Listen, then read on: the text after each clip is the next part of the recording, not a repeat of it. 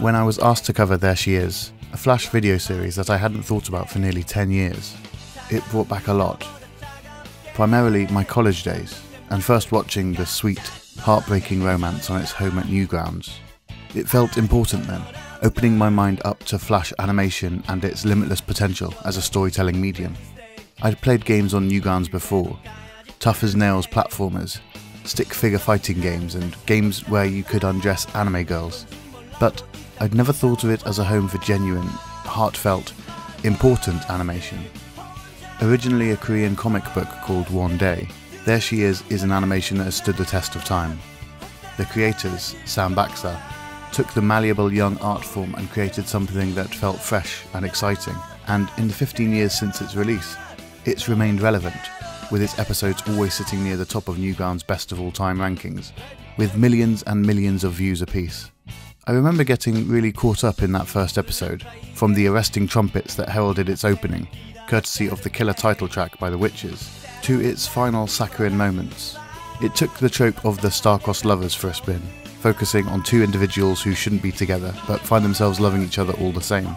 It was only years later, rewatching the whole series of short videos, easily consumed in one half-hour sitting, that I connected with the miniseries on a different level, a more painful one, and a far more meaningful one too.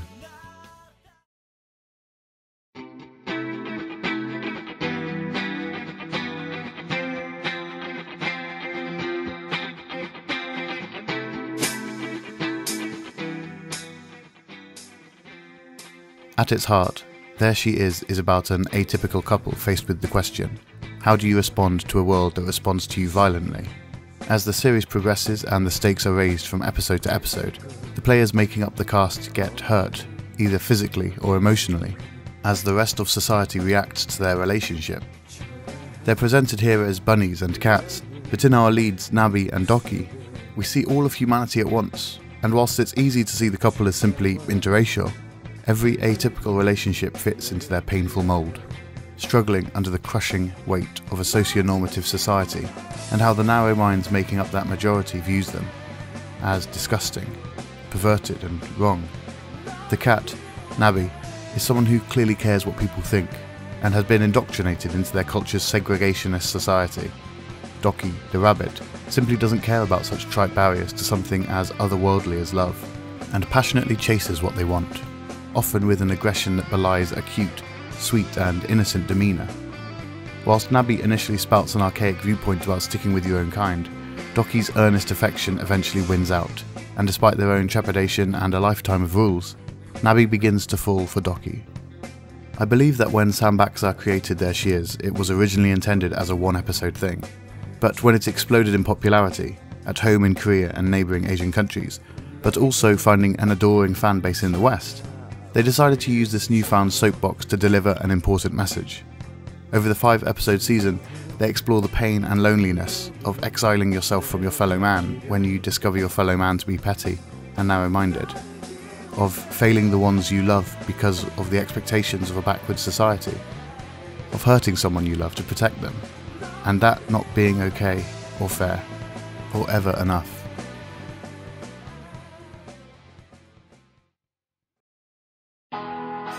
Now when I think of There She Is, I don't think of the ambitious animation, or the fantastic synchronization to each and every music track, or the cuteness of the story. Instead, I think of how over the last decade, I've been at the business end of plenty of barbs and messages of hate, because of my own interracial relationship. And whilst we like to think we're in a pretty enlightened place socially speaking, we're not. But despite all of this, the experience of There She Is a consistently positive one. It's thanks to its cute characters and stellar animation, sure, and plenty of fun in between the heartbreak. But even once There She Is commits to its painful final arc, there's something beautiful underneath the surface that remains upbeat. Throughout the 5 episodes, our heroes don't struggle alone. They slowly amass a group of friends and even convert some of their harshest critics. And in doing so, we see an ensemble forming that represents hope. It's a hope that can be felt throughout the entire piece, and it's always building. When I watch There She Is, I don't see cats and rabbits. I see a struggling species focusing on their differences, instead of celebrating their similarities. I see the same old song and dance we've recited since time began, of hatred, not acceptance, of bigoted minds overpowering beautiful, tender, loving ones through numbers alone. But I also see a resilience, a strength to commend and cheer for.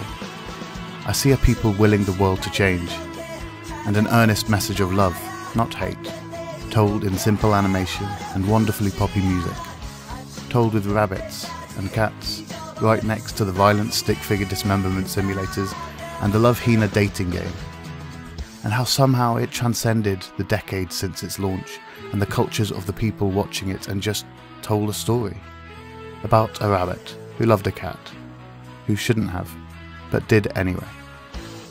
And that's okay.